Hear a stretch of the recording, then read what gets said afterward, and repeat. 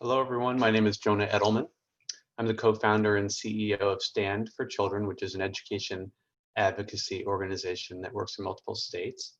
I want to start by thanking the International Literacy Association for their time and their effort in planning this webinar, whose title, as you know, is Literacy Teaching in Turbulent Times. I want to thank you all for joining, for all you do every day for children, and to our very distinguished panelists whom I will introduce momentarily. But first, a little bit of housekeeping. There will be time for Q&A at the end of the conversation. If you're participating via Zoom, you can submit questions by clicking the Q&A button at the bottom of your screen. If you're streaming through Facebook Live, you can ask questions by writing them in the comment section of the video or on Twitter using the hashtag #ILAEquity. Finally, archived recordings will be available through Facebook immediately, Zoom on demand within a day or two, and YouTube within the week. Now it's my honor to introduce you to our outstanding panelists. Ernest Morrell is the Coyle Professor in Literacy Education and the Director of the Center for Literacy Education at the University of Notre Dame, recently named Director of NCTE's James R. Squire Office for Policy Research in the English Language Arts. Ernest earned his PhD in Language, Literacy, and Culture from Cal Berkeley, where he received the Outstanding Dissertation Award. He proudly sits on the executive boards of LitWorld and the Education for Democracy Institute. Welcome, Ernest. Nell Duke. Thank you. Nell Duke, our second panelist. Oh, you can see that Ernest represents Notre Dame well with the green. Nell Duke is a professor in literacy, language, and culture, and also in the combined program in education and psychology at the University of Michigan. Nell's work focuses on early literacy development, particularly among children living in economic poverty. Nell has been named one of the most influential education scholars in the US in Ed Week, and in 2018, she received the ILA's William S. Gray Citation of Merit for outstanding contributions to literacy research, theory, and practice. Welcome, Nell. All right, so the title of this session is Literacy Teaching in Turbulent Times. We will be talking about how to respond to the unwelcome turbulence caused by COVID-19 and the welcome turbulence caused by the nation's growing recognition of systemic racism. But Nell and Ernest, in that order, let's start with your thoughts related to the decades-long turbulence regarding literacy instruction. Now, I gather from both of you that there's a lot of convergence, actually, and clarity about what works. What are some key practices that work? Thanks, Jonah, and I want to add my thanks to ILA for this forum, and I'm so thrilled to be able to share the virtual stage with Jonah and Ernest today. So I could teach several graduate courses on all the areas of convergence in actual research on literacy, not all of the hubbub around, but the actual research. But just to be brief, I think one thing that is firmly established is that the relationship between students and their teacher and students and one another affects the literacy process. And the relationship between the teacher and the families from which at least young children come is really important to the process as well. And then a second major thing is we just have a lot of research converging on the idea that we need to let students in on the secrets of literacy. So we don't expect them to discover that SH says shh.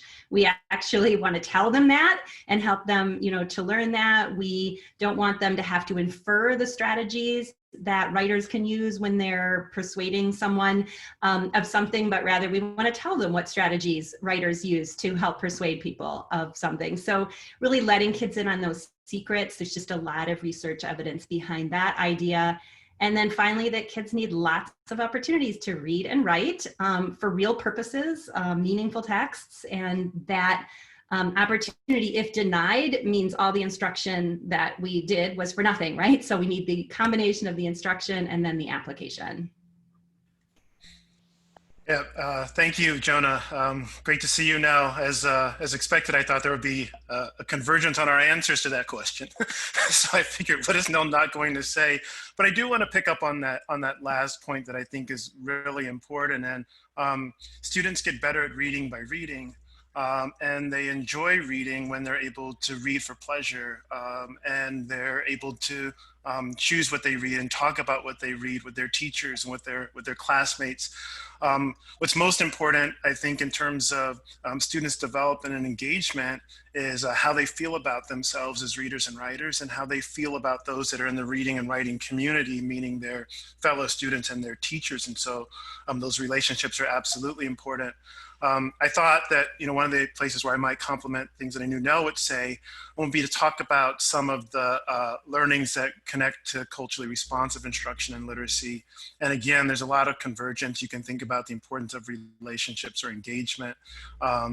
It's important that students have an opportunity to share their perspectives, whether that's critically engaging with the text they read, or whether it's sharing their own perspectives, their own opinions, pursuing their own lines of inquiry, and having those perspectives valued.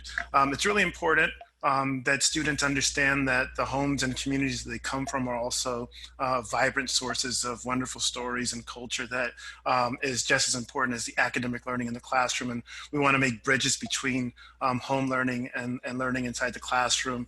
And then finally, I think it's really important. We're learning that young people are literate in all sorts of ways. And as technologies change, what it means to be literate changes. It's a moving train, and we want to make sure that we stay abreast of that. And in addition to helping impart the academic literacy skills that are important for social membership and professional membership, it's also important to honor those literacies that are part of kids' natural lives as being a part of the digital generation. So we need to always ask ourselves, what does it mean to be literate, and literate in what environments and what context? Such a great overview. And I think, some of the same themes are going to come up later in the discussion, but let's get into COVID and the turbulence there. And a lot of folks attending are going to be grappling or are grappling with remote teaching and have been.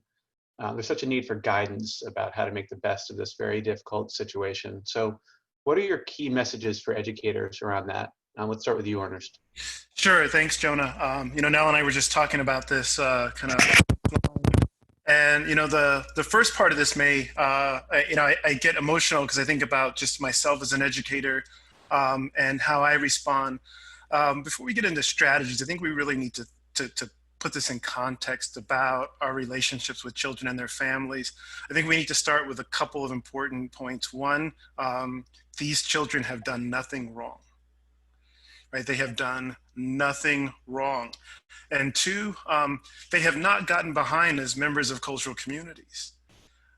They've done all sorts of things. I was telling Nell the story. I mean, I live in a pretty diverse socioeconomic neighborhood, and there's 3 kids who live right around the corner, and they've spent their time sheltered in place building a motorbike. There's 2 boys and a girl, about 9, 10, 11 years old. Kids are doing all sorts of things. And while they may not be in classrooms, or they may not have been in classrooms, the idea that they have kind of gotten behind as a starting point for dealing with them is just a big no-no, and from a cultural or a social and emotional learning perspective. And so I think we really have to be careful about how we begin the year. What are our assumptions about what students have done and have not done at home? What are our, how do we bring our stress around the pandemic to that learning environment? All these things are really important. So a couple of things I think we need to start with. One, the kids are super excited to get back, but they have, for the most part, overwhelmingly so, have spent those months away from us, bathed in love and community and culture and language and literacy. And two, we've done nothing wrong as educators. Gloria Latson-Billings, a friend and a colleague, says, the old normal is gone. Whatever will be normal at the end of this pandemic will not look like it has before. So normal is going to change. And so what we need to do is just to reconnect with one another at a human level, to hear the stories of, tragedy and triumph from the students, to hear their joys, what they've learned, the new skills, what they've read, what they've done. We also need to be very patient with ourselves in this process. And with students, we need to be very flexible in terms of, what our expectations are for how this is going to happen. We also need to build community and confidence.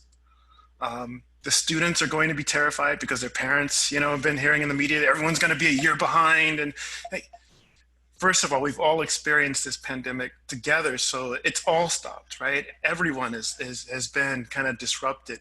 And so what we really need to do is think about how these spaces, whether we can call them remote spaces or virtual spaces or digital spaces, afford us the opportunity to build communities of confidence and love.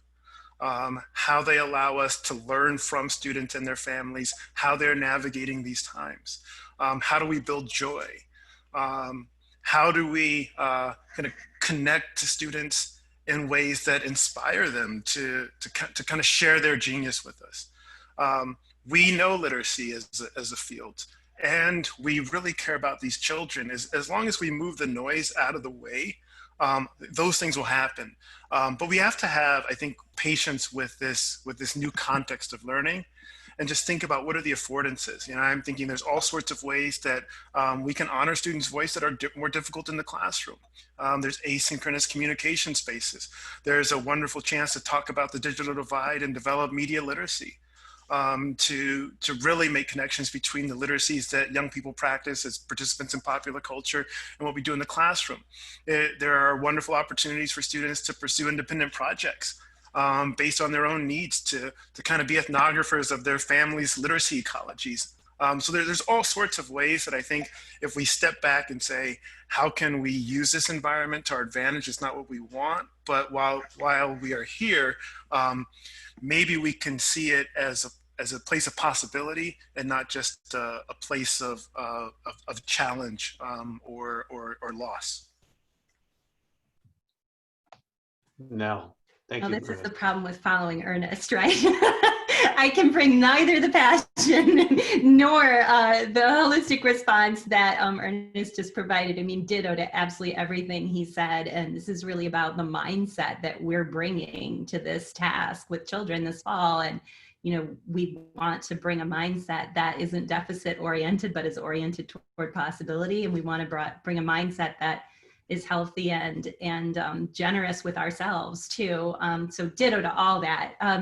So I think on the nitty gritty level, I just tweeted out, I think yesterday, an old study that I reread by Bon, Rohrig, and Presley, in which it actually conducted at University of Notre Dame, Ernest. It was a study looking, comparing the way that two teachers who were highly effective in the primary grades started the school year as compared to how some more typical teachers started the school year in the primary grades. And one of their findings was that the more effective teachers were just much more enthusiastic about reading and writing. They just conveyed, they effused this whole interest in reading and writing for children very early on, set up much more meaningful tasks that were more connected to children's lives. So much of what Ernest is saying came out in this study in terms of just that very beginning of school. And so how we handle those first interactions with children and those first engagements around literacy. I'm talking here about young children. I want to put in a huge plug for small group instruction, at least with the little ones. I'm just seeing a lot more success in a small group format in remote teaching than I am when we try to have 25, 30 little pumpkins, in front of their screens all at once. And so for those of you who have children who have high-speed internet access and a device, trying to provide opportunities for that small group instruction, I think is really valuable. I do have a couple of videos on my YouTube channel about doing small group literacy instruction. In the first one, some literacy coaches were kind enough to play the students. In the second one, I have actual children, young children, kindergarten and first grade, and I demonstrate the way in which I did used a variety of techniques to engage the children in literacy instruction and literacy application. So, and I'm not the only one. I know other people have been posting videos like this as well. So just seeing how small group instruction can work.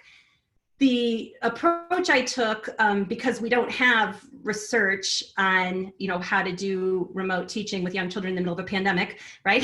The approach I took was to take instructional techniques that we know work face-to-face and think about how to reconceptualize those techniques in a way that takes advantage of the affordances of a digital space. Not saying the videos are perfect. I hope you all will be generous with me following Ernest's call.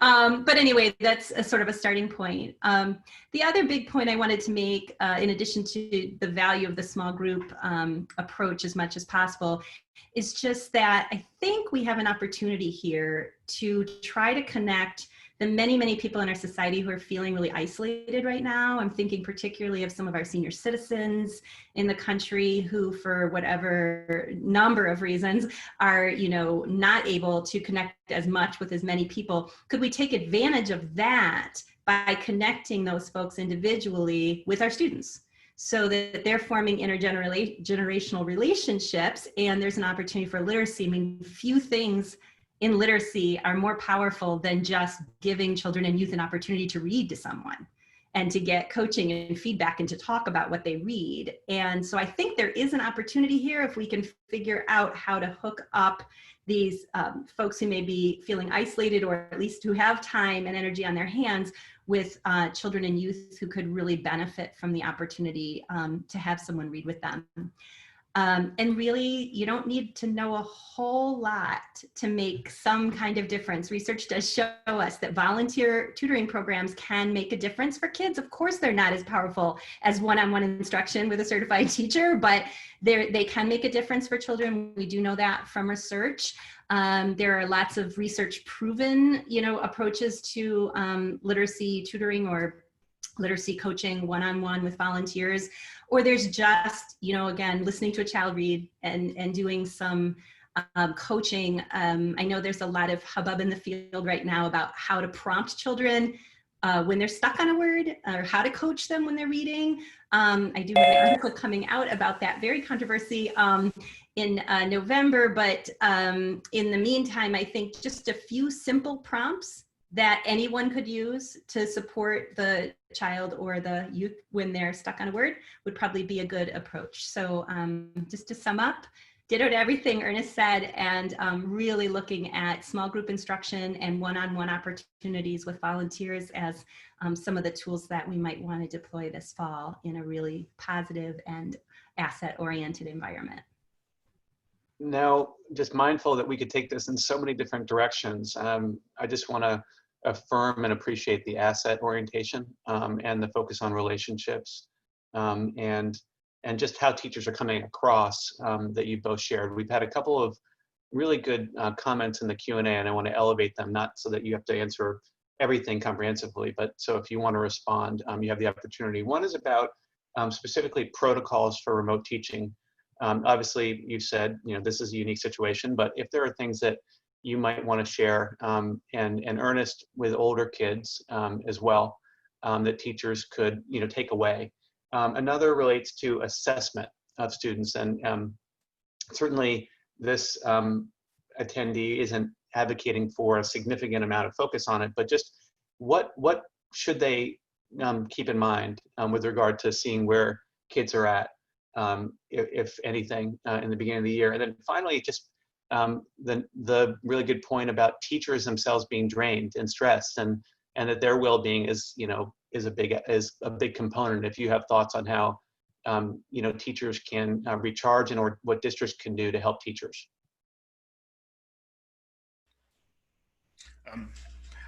There were a few questions. I'll just take the ones that you directed specifically at me, Jonah. So I think we'll develop the protocols. There were some protocols last spring that you just learn by mistakes, right? So most of the students had connectivity and were able to get on, but little things like everyone inventing a digital background, so we couldn't see what was behind you. So that there wasn't that kind of inequity of, is that are you outside of a palace right now? And and some kids, wouldn't have wanted to get on. And they said, I was concerned about that. I think, the idea of, we're very strict at my school about recording and who has access to those recordings. And in some ways, your class can become like a fishbowl. And so there are privacy, concerns. I love the protocols that Nell just mentioned about kind of the small group and the one-on-ones, and really being accessible in that way. Certainly, to your last point about, the stress factor, you can limit that, but I think even my own children feel like they got much closer to their teachers because they had one-on-one conversations they probably just would not have had.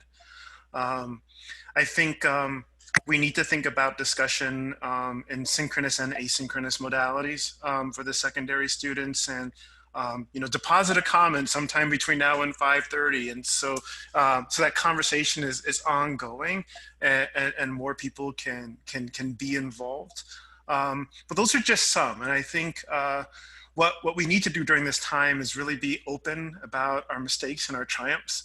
And as Nell says, we just don't have a playbook for literacy in a global pandemic. So we have to learn, but to really be open and share what we're learning with one another.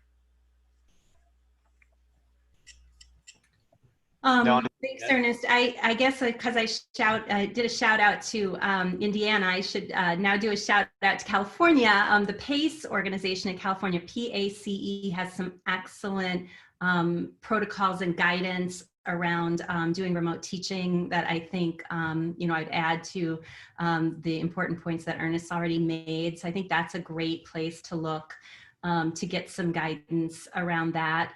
I really want to stress that when you have those precious moments, for those who do, in which you're on video conference with young children, that's a time for a lot of collaboration. That's not time for a straight through read aloud.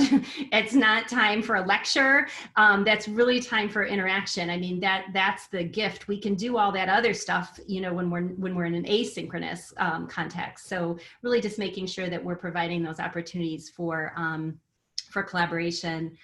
I think to the question about assessment, what I have been saying to people, don't assume, observe and assess. That is, I don't want people to just make an assumption about what children or youth are bringing with them to school in the fall. Some may be way ahead of where they would normally be. Some may be way behind.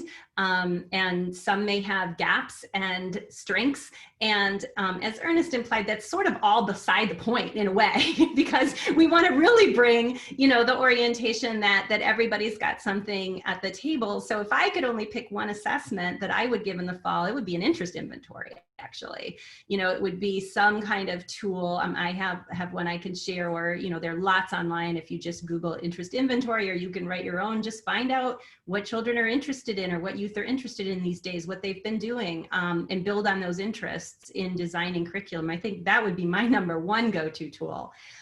Any other tools? I think we have a professional responsibility right now to make sure that any assessment we use with children is used strictly for the purpose of informing instruction immediately.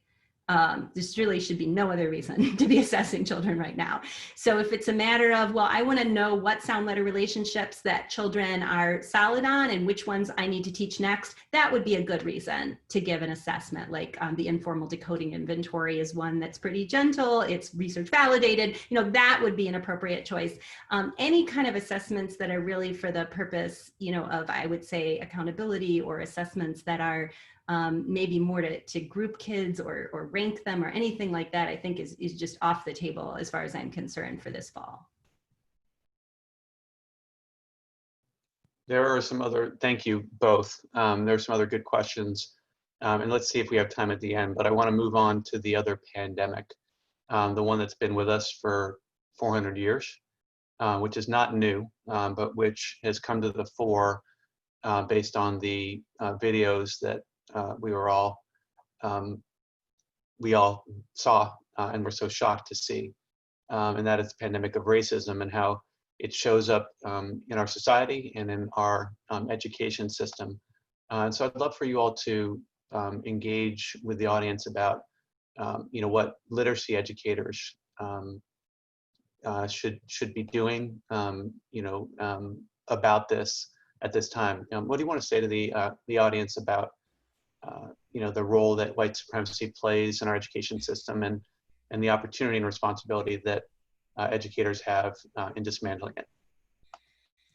Yeah, thank you for the question, Jonah. I mean, the first thing is very practical. I would suggest that we as a literacy field have a book study where we read Ibram Kendi's and Jason Reynolds' Stamped, Racism, Anti-Racism, and You. You know, Ibram has another version of that, Stamped from the Beginning, but the young adult version is great. I mean, it's teachable. And it's great for teachers. I did a book study with it a few weeks ago, and we read through it. And what it really does is it moves back from curriculum to what I would consider as an ontological disposition, a way of being. And so Ibram lays out, kind of three ways that we can think about this trajectory. One is a segregationist, one is assimilationist, and the other is anti-racist. To move from, assimilationist to anti-racist is first and foremost a way of being in the world with other people, understanding the historic and structural dimensions of racism, understanding how it has persisted, and embracing, in solidarity, a response to that. So in addition to just reading the book and understanding it, sometimes I think we start with an anti-racist curriculum.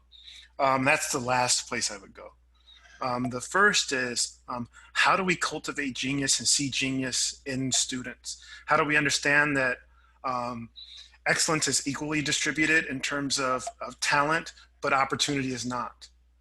How do we see how the structures of schooling have contributed to that racism? And then how do we learn? So that book is one place to begin. Stamped from the beginning, I mean, without giving away, the whole book, the idea is that race and racism are fundamental to the establishment of the United States because slavery and colonization had to be justified.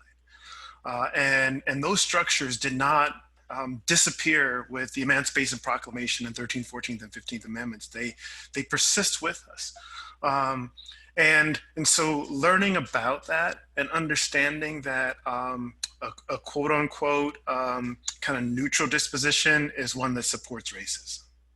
And anti-racism is directly combating that. But then if you move, from that position to a pedagogy, which would be the next step, it's how do we cultivate genius in all of our students, and how do we help them to understand that they are loved and they are valuable and they are brilliant contributors to our classroom community. It's not, let's go get Mildred Taylor, and on day one, and you haven't established any norms in the classroom. And, that's not the way to go. All sorts of ways that I think, that pedagogy would manifest itself. I think Nell and I have been talking about them, the relationships, cultivating student voice, how we honor and respect children's families and their histories, how we ask them what matters to them, how we bring them into the conversation, how we have a non-negotiable for any kind of hate talk in our classrooms, how we interrogate text as critical intellectuals. All of those are ways of communicating to kids very robustly that you matter and your ideas matter. You think about social and emotional learning as an anti-racist pedagogy. The first phase of that is self-awareness and self-love, self-actualization. I have to see myself as a valued member of a community before I can move to that next phase and really understand and regard others. So another part of the kind of an anti-racist pedagogy is intercultural understanding. Not the curricular part of it, but in terms of like how we can hear one another and talk to one another in a space where there's equal value and equal respect. And then you can move, I think, when you feel yourself as being compelled to be in and with people in real time in a way that is an anti-racist solidarity. When you have a classroom community that's honoring voice, it's a polyvocal place, it's a place where students are uplifted, not put down. We can think about some of the curricular approaches, whether it's diverse literature. I think about there's multicultural literature and there are multicultural readings of literature. All literature commands itself to be read from a multicultural lens. project-based learning. Both Nell and I have done this at the elementary level and secondary level for 20 years. We've been talking about, building on students' interests, whether they're, rather than assuming we understand what their cultural makeup is, we ask them what matters to them, and we find ways to work that into what we do. But definitely, I think we have to look at our curriculum and think about what do kids learn explicitly about race and racism in the 13 years, really the 2,000 plus days we have with them. What do they learn? What of this history are they going to read stamped and say, oh my goodness, I never knew about that. I never knew about that. How long are we going to be the classroom in the district where our students say, I never knew about that. And so then they come to a George Floyd or Breonna Taylor without that understanding. So we do need to think about what an explicit curriculum is, not just about race and inequality, but I think about it in three ways. One, we want to talk about colonialism and anti-colonialism. That's important. And we want to talk about resistance. But we also want to talk about cultural practice. All the ways that people have just led lives of decency and dignity in the midst of this oppression. Because I think that there's a spin now that, there are people that are out of control and complaining. And if anything, the Black experience in America has been 400 years of love and quiet dignity in the midst of a firestorm. When do we learn that, right? I mean, when do we talk about that history? And it doesn't have to be, painful for kids. I think it can be an act of joy. It can be an act of release. It can be a coming together. It can be done in an ethic of love. But to summarize, we start with that, with kind of our own disposition. We think about kind of what some of these pedagogical moves are. And then I think we just have to hammer down and really come together and think about what an anti-racist curriculum might look like. Ernest, I just don't want to put you on the spot, my friend, but I'd really love for you to share the anecdote that you shared with Nell and me about your personal experience with this, because it really concretizes what we're talking about. Yeah, so, I was sharing with Jonah and Nell why I started where I did with the disposition. All the practices, that we can imagine that are research driven don't matter if we don't see all kids as capable and having genius. And so I mentioned, to Jonah and Nell, I move across state lines, for my academic position, but I have 3 sons, and I think, combined they have something like 30 years of K-12 experience under the belt. And none of my sons had ever received, any kind of negative commentary on their behavior. We crossed a particular state line, and all of my sons, in their first marking period, it got need improvement for behavior. And I said, what was it about? Like, was it the time zone? Was it, it's just, they had all been seen differently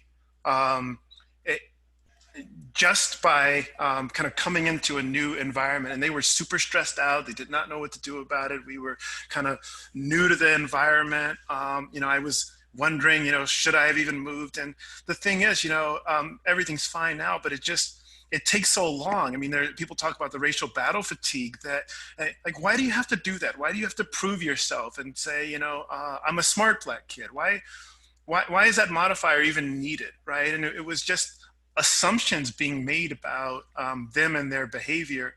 And, these are kids who have 2 professors as parents. And I just think, it doesn't make a kid super excited to go to school.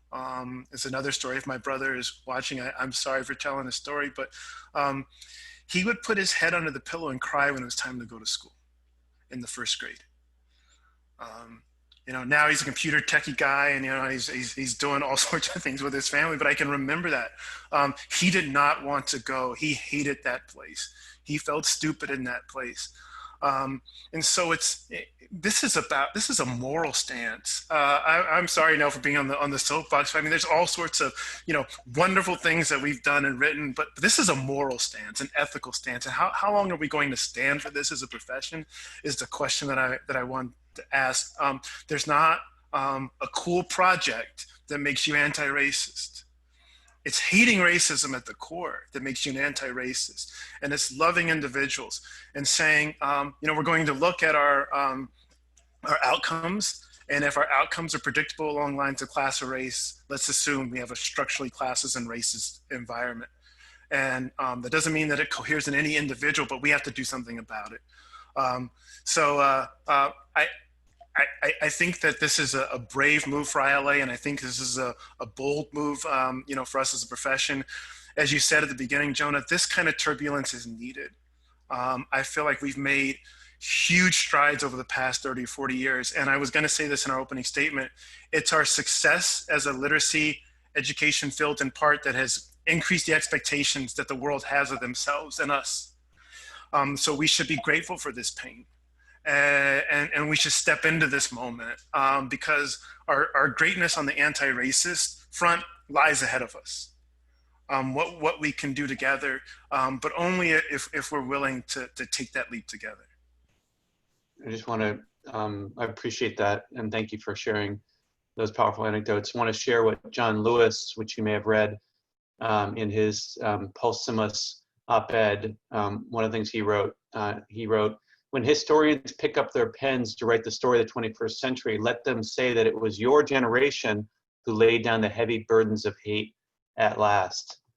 Nell, can you speak to what role educators have in helping us move past this long period of racism?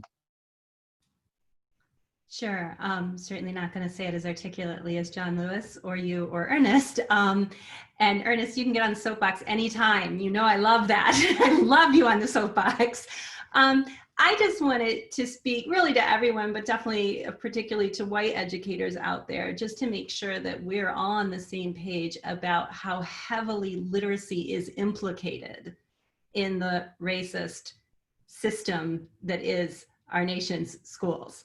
I just really want us to recognize that literacy is at the core of this nexus in a lot of ways. So I'm just gonna go way back in time and share an anecdote from a study I did that was published in 2000. I went and observed instruction in first grade classrooms in very wealthy school districts in the Boston metro area and very high poverty districts in the Boston metropolitan area. And if you know Boston, you know that that means that the high poverty districts tended to be largely enrolled by children of color, and the wealthy districts tended to be white. And I went in and I just observed what was going on in literacy instruction. And I was able to document just enormous differences in the literacy education that was being provided in those two different settings. Some of them are things that I think any listener would be, expecting. There were fewer books in the lower socioeconomic status classrooms. Those books were older. Those books were less diverse from a genre perspective, any of those kinds of things. But there were so many subtle things that maybe you wouldn't have predicted. The teachers in the wealthy school districts were more likely to change the print that was up on the walls and to refer to that print when they were teaching children. They were more likely to incorporate literacy into their science and social studies instruction. And I probably don't need to tell you there was more science and social studies instruction. I mean, there were just so many ways in which the literacy environments and experiences offered to children were very different.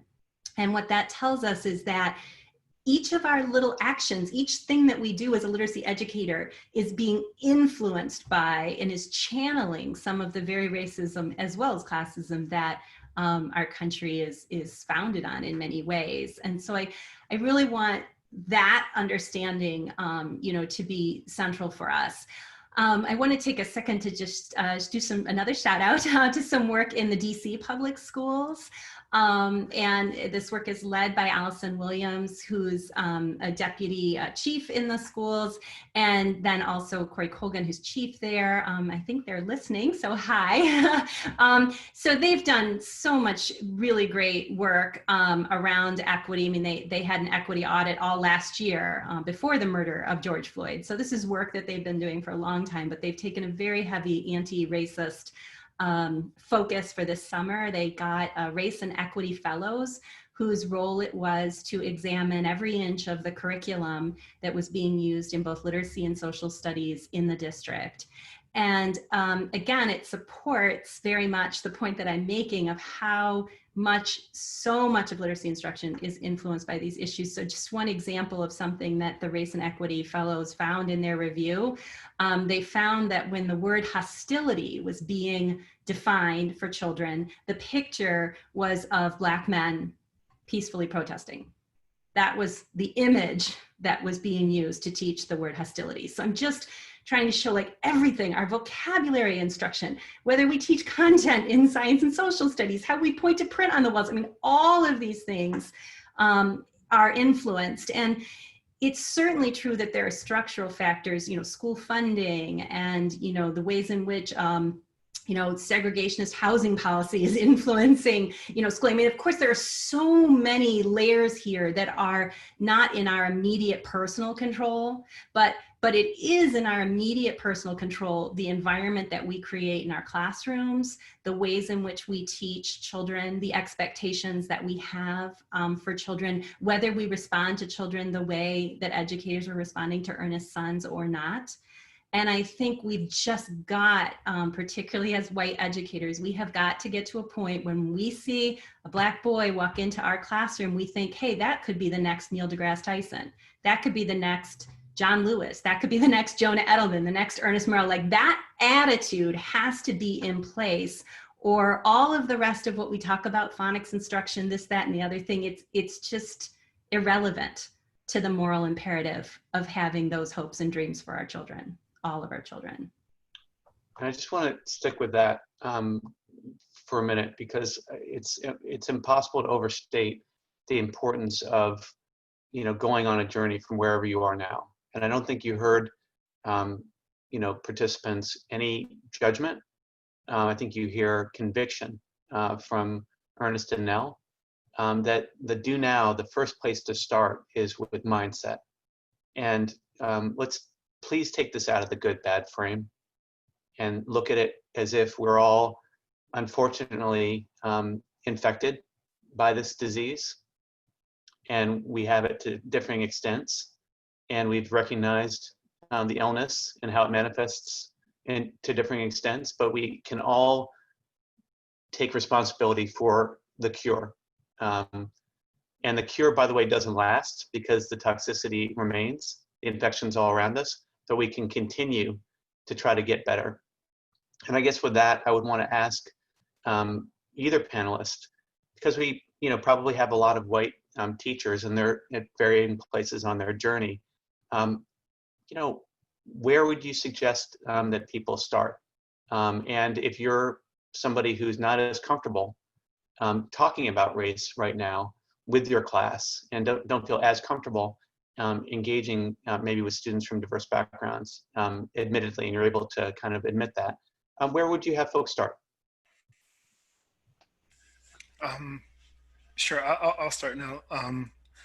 So some of the things that I had mentioned before, Jonah, it's not just the reading, the Ibram Kendi, Jason Reynolds book, although I think it's good place to start, but that book the book offers good places to start. And so Ibram talks about his own journey, as you mentioned, how he had to move from being racist to being anti-racist. Asking ourselves, how have I learned to see race?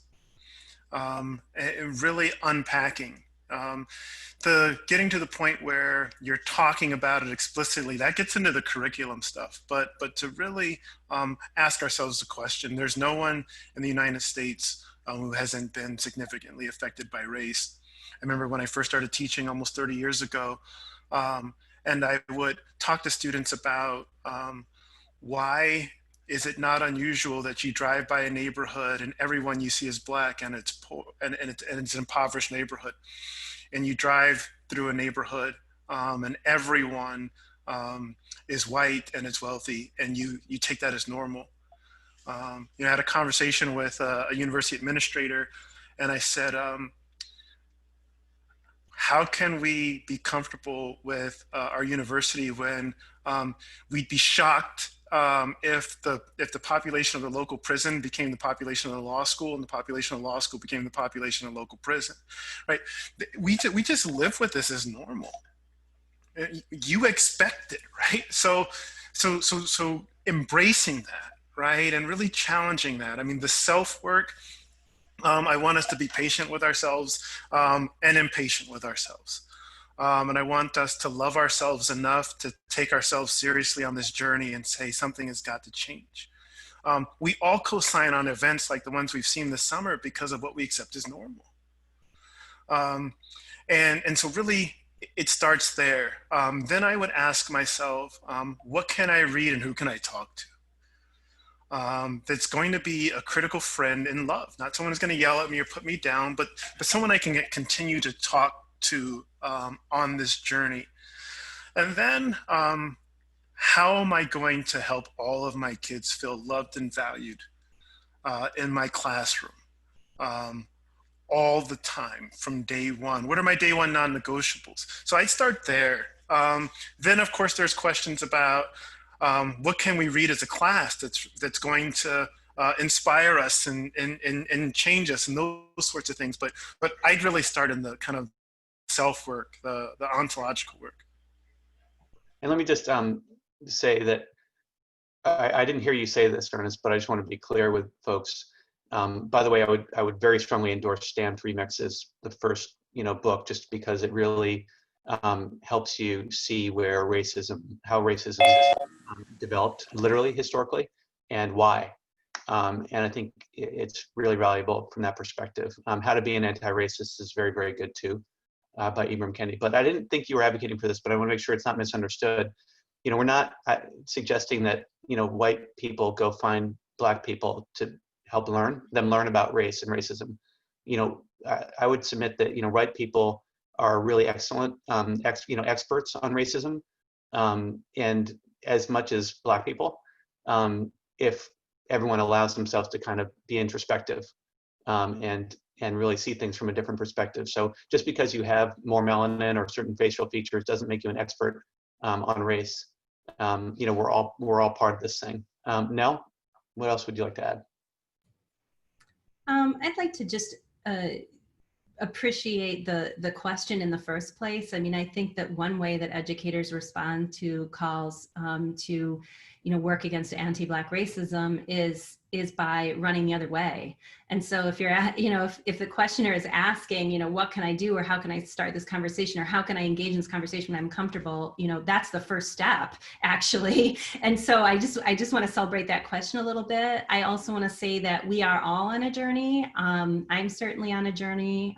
I just had a very, honest conversation last week with a former grad student where she helped open my eyes to some of the things that I've done and said that, I really need to reflect on and to improve in my own thinking. So we're all on a journey. So I definitely want to say that. I think that we need to get comfortable with being uncomfortable, and we need to get comfortable with being vulnerable. And I think that's hard for a lot of teachers because we're so often positioned as experts in the room.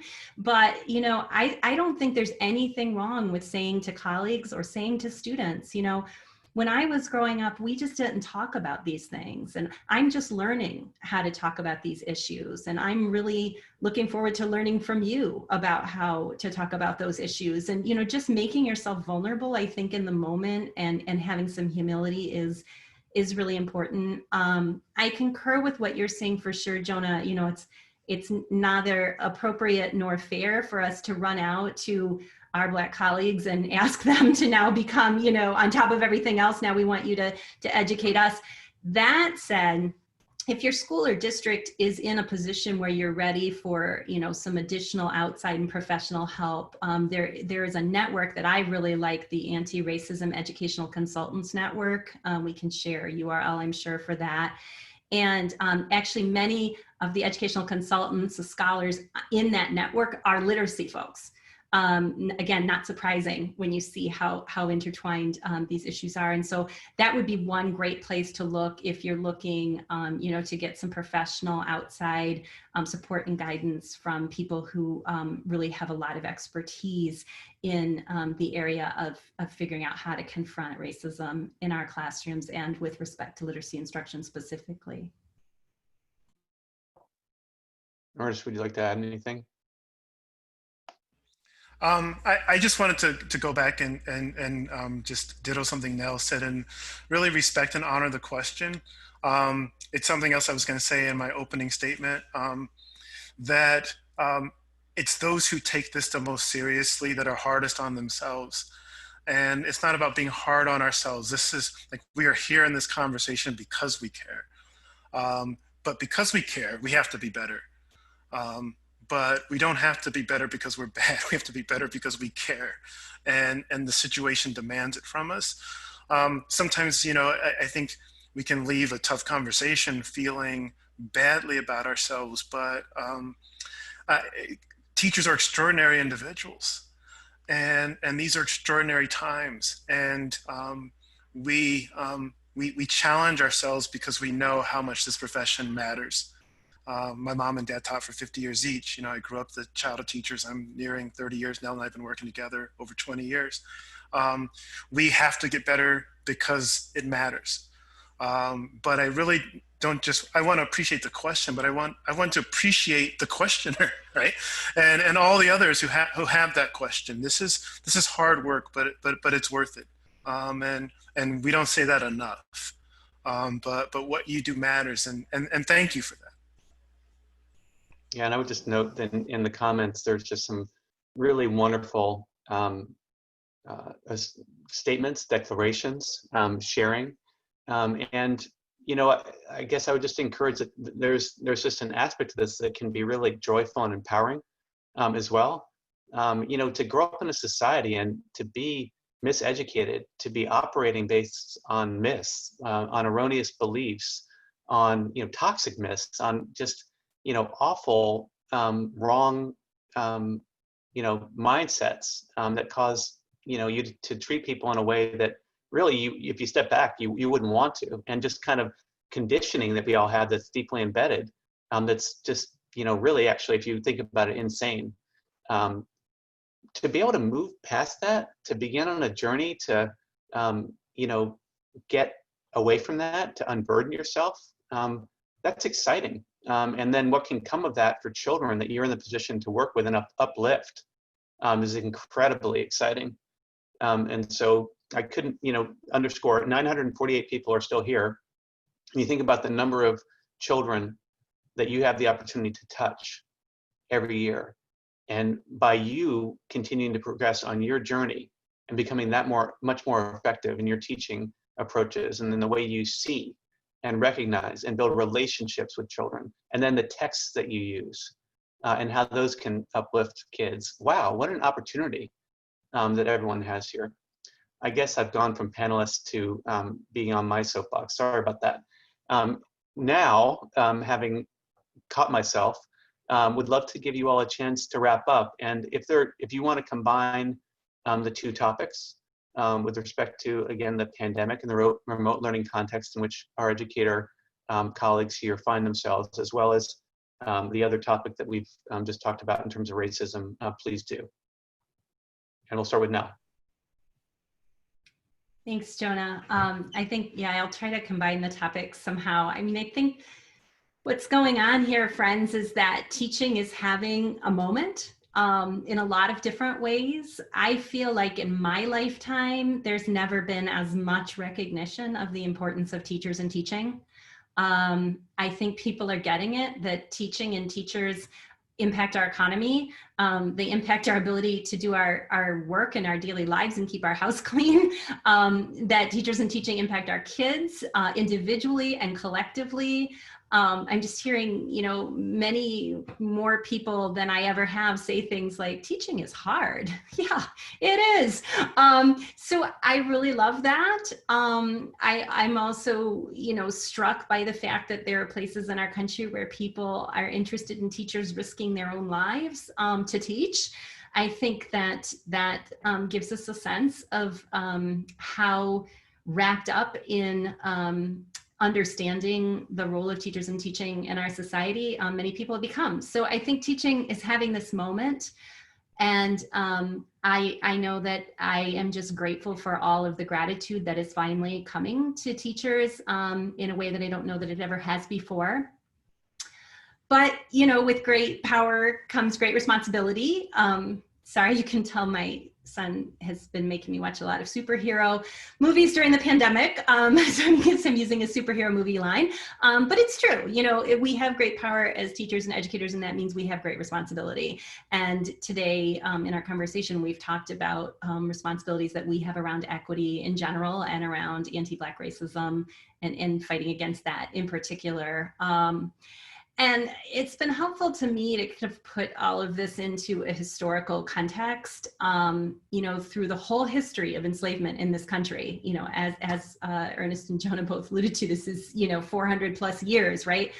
Throughout the whole history of enslavement in this country, white people and white institutions have worked quite actively to prevent Black people from learning to read and write. You know, it was illegal during much of the enslavement period. And, you know, going into the 1800s, actually, it got there were even more laws, there's more tightening of restrictions around teaching reading and writing. And so, you know, that's a long-standing link between racism and literacy. You know, even post-enslavement, if you look at for example, the so-called literacy laws that were intended to suppress the Black vote. And if you look honestly at, you know, the job that we're doing today in this country, we continue to fail to educate all children of color to their full potential. So, you know, there's this complex intertwining that I've alluded to or explicitly talked about in relation to racism and literacy. And that's discouraging, but I also want to say that there's been resistance. There's always been resistance. There have been people who have secretly taught children to read and write during enslavement, after enslavement. There have been freedom schools, there have been Black literary societies. You know, there's always been resistance. And I think there are ways in which teaching reading and writing well and ambitiously to Black children is it's a revolutionary act. It's a subversive and a revolutionary act. It's a form of resistance. And I think that what we're asking for is we're asking you all, if you're part of that resistance already, to redouble your efforts. And if you're not part of that resistance, we're asking you to join that resistance so that we can, you know, raise the level of literacy and decouple racism and literacy education in this country. So thanks for your time and for being here with us today. Thank you, Nell. It's always great to be on with you and to do the work together. I would just say, Jonah, you know, people talk about going back or things going back to normal, and I've alluded to this a couple of times, but I want to be clear. We don't want to go back. We want to go forward. And, you know, turbulence can disrupt. And Nell talked about this as our literacy moment. There are some things that need to be disrupted.